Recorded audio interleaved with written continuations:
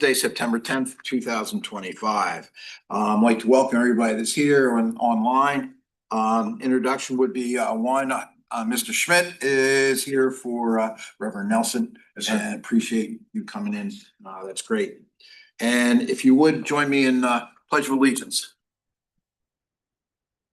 I pledge allegiance to the flag of the United States of America and to the republic for which it stands, one nation, under God, indivisible, with liberty and justice for all. Would you tell if you have a quota or not, a quorum or not, Mo, please? Yes, I'll go ahead and take roll. Good. Chesterfield County, Mr. Carroll, you know, he's on his way. Henrico County, Mr. Nelson. Mr. Schmidt here sitting in for Mr. Nelson. Goochland County, Mr. Spoonhouse. Okay. New Kent County, Chair Moyer. Here. City of Richmond, Vice Chair Avola. Here. Commonwealth Transportation Board, Mr. Davis. Here. And we do have a quorum. Okay. Thank you very much. I don't think is there anybody online? Said no, nobody on the line, so we don't have to read that. Next on the agenda is the consideration of amendments to meeting agenda. And I believe Mr. Parsons has something to add. Thank you, Mr. Chair. At the request of Chesterfield County, under other business, item B2, the county has requested to pull item B2A, which is CVTA 0042 Route 360 widening. That is going to be brought back hopefully next month. And the project administration is going to be switched from local administrator to VDOT administrator. Oh, okay. That makes sense. So that's the request, is to strike item B2A from the agenda. Any questions on that? I guess we just need a voice vote. All in favor of making that change, say aye. Aye. All opposed? Passes.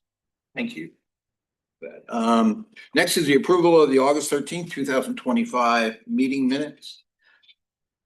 Any questions, additions, corrections? Chair, I move that we approve the CVTA Finance Committee meetings minutes as presented. Thank you. A second again. Next. Any questions? If we could have a vote, all those in favor, say aye. Aye. All those opposed? Thank you. That passed. At this time, we have the ability for open public comment period. And no one here from the public. Anybody online from the public? Sid? No. That closes that comment period. Next is the CVTA Finance Committee Chairs Report.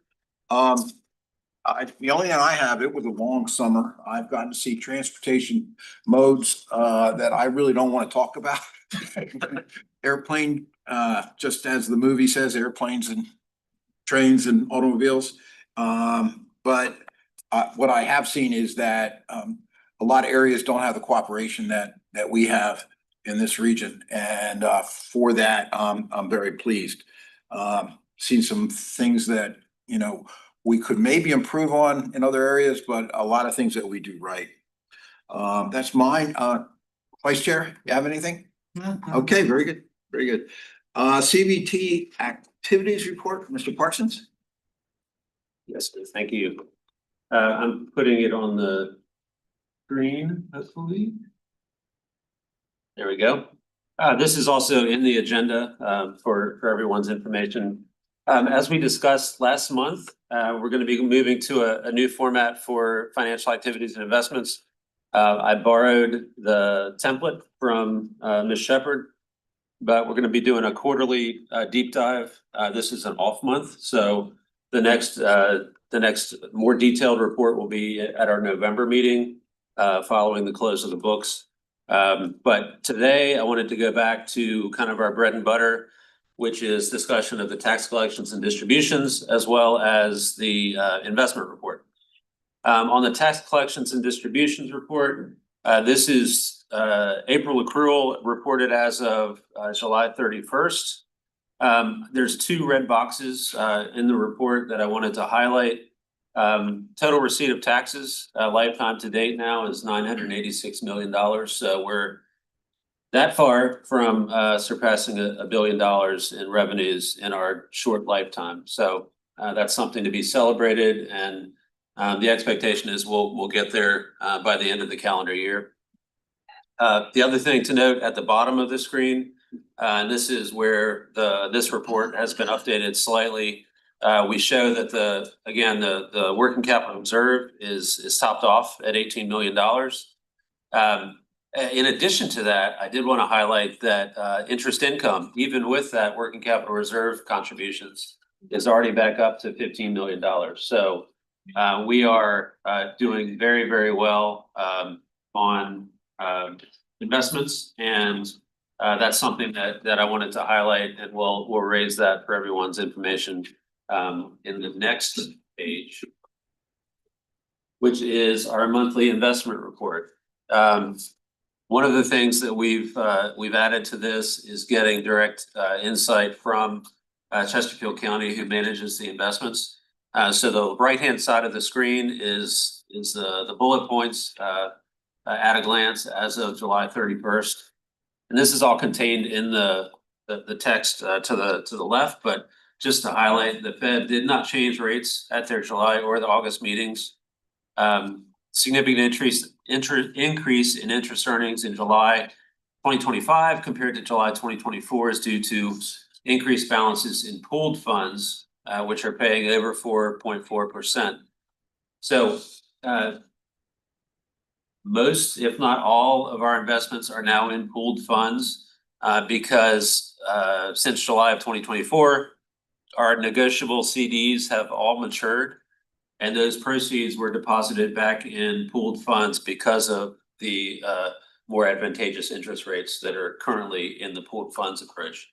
So that's the direction that we're moved right now, which is most of our available investments are in pooled funds. The year-over-year change in the benchmark is lagging. All four CDs that matured during the last fiscal year had yields ranging from 5.3 to 5.6%. Without having that opportunity in the current market with CDs, we're not going to be able to achieve those rates. So that's something that we're working on, and I think this is a point to just highlight verbally for the room. I am working with PFM, our financial advisors, we're investigating development of a tool that would provide a better at-a-glance reporting process for available funds at any one time. We have had requests from Chesterfield County in terms of how much is available and for what time periods of funds that are not currently in a reimbursement process. So we don't, because of the nature of project advancement and working with our TAC and market delays and everything else in terms of the construction cycles, we don't have a good grasp right now of immediate availability of funds.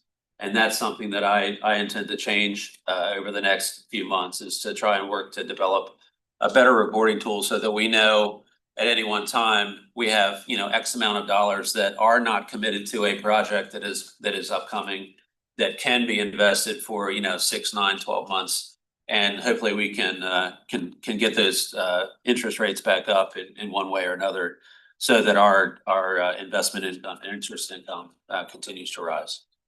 So I hope to report back on that more once I get a bigger scope and proposal from PFM, but that's underway. Yeah, Mr. Chair. Yes. So as we're talking about interest, I'm guessing that this is the first time we've had that much interest income, because prior to that, it's gone into the working capital reserve, right? Correct. This is the highest it has been in 2024. We took the step at the request of Finance Committee, I believe, to transition just over 11.6 million that was in interest income at the time to necessary projects. Okay. And so it was. So that's how we've dealt with that in the past. We push it Yes, into projects. one other time. Okay, So got it. that is an option to do again in the future, once we identify needs Yeah, and come up Yeah, with okay, the solutions. Yeah, it could be one of those things that we could set a bar for that interest income. If it reaches 20 million, we do projects at that time. You know, be an easy way to, because I know Mr. Spoonhour doesn't want to sit with money just sitting there. You know, he wants to Sure. use it, and I understand. And the public want it used too. But you had something? Yes, thank you, Mr. Chairman. Mr. Parsons, the graph on the lower left, the cumulative interest earnings. We just talked about how we funded 18 million and these projects, but the cumulative interest earnings, and maybe it's a definitional thing, don't add up to anything close to that, as far as I can see. So can you help me understand what this chart actually represents? Yes, the chart is actually the month of July for each fiscal year historically. So in the month of July Okay. for FY 2026, we saw 1.2 in interest earnings, as opposed to FY 25, a lower amount, back to Okay, the great, establishment of the affiliate. thank you, sir. Yes. One comment I want to make about that, the 18 million sitting there as a reserve. I've seen a lot of areas, including, you know, our utilities and that, looking at reserves and trying to drop them. So we don't have to maintain that much reserve. So it's a very good thing that we're able to be at 18 million in reserve and still have a lot of funds and interest too. Anybody else? Questions? Situation? Thank you very much, Mr. Parsons. Yes, sir. Mr. I do. Benjudis? Yes, that's fine. Yes, good morning, Mr. Chair, members of the committee. My name is Joe Vidunas. I'm the CVTA TAC Chair, and I'd like to give you just a brief update. We met this past Monday. Very brief meeting, probably lasted a little over 20 minutes, might have set a record. So we did discuss two items. The first concerned development of FY 26 CVTA local allocation plans. TAC was tasked with developing plans by the end of the month. This serves as a planning tool, informs the finance committee and full board of what localities plan to, how they plan to utilize or spend their local CVTA revenues. The second item is an item that's on your agenda. We considered a SPA agreement, CVTA 0048 for Busy Street Extension in Chesterfield County. And the committee recommended approval of that agreement. That was pretty much the extent of the meeting. Our next meeting is October 6th. Be happy to take any questions. Thank you. Any questions? Thank you. Next is the annual certification and quarterly reporting for FY 25. Yes, Mr. sir. Parsons. Thank you very much. This is an information item due to timing more than anything. So we are we're in the first quarter of FY 26. And what you have in the packet is our end of year quarterly reporting for FY 25. Zoom out a bit there. So this table shows all local expenditures of CVTA dollars for all 4 quarters of FY 25 as reported by localities. We have gotten updates through the 4th quarter from everyone at this point. So this information has been distributed back and our representatives through the TAC and the Finance Committee and the full authority are now working to get those certifications completed by the 15th was the deadline that was given, where each locality would certify the expenditures are true and were used for transportation purposes outlined in the state code. So we have, we'll say roughly half to 2/3 of the certifications in hand. But I expect to have the rest of those early next week. And at that point, they will be put in the file and we will advance that to the full authority for approval at the end of the month. So this is information today. Once we get the certifications, the full packet of certifications, that'll be on the agenda for our meeting at the end of September. Be happy to take any questions. Any questions for Mr. Parsons? Thank you. Next is the Chesterfield project agreements. Mr. Parsons. Hey,